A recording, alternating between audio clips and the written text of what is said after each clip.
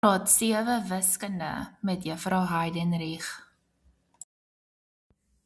Kom ons kyk na plekwaardes. Ek gaan nou sommer desimale getalle doen, as ook net vir jou weer herinner aan heelgetalle se plekwaardes.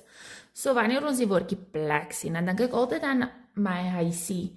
En hier waar ons in die huisie bly, noem ons die Heidenreichs. Die Heidenreich gesin bly hier. Nou, Heidenreichs is 'n woord.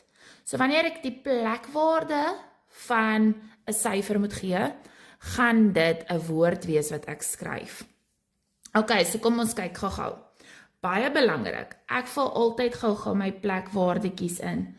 Eerste na my komma kom tiendes, tweede na my komma my honderdstes, en derde plekkie na my komma is my duisendstes.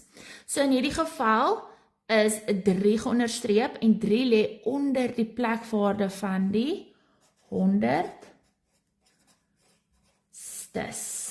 Onthou, nie honderde nie, dis nie 'n heel getal nie.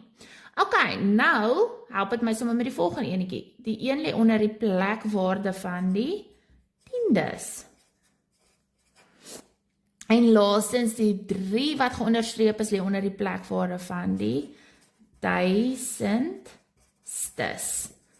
Ok, so ons skryf woorde. En dan heelgetalle, onthou, ons kry ons ene, tiende, honderde, duisende, tienduisende en so voorts. Punt is, dit is almal woorde wat ons skryf wanneer ons die plekwaarde moet bepaal.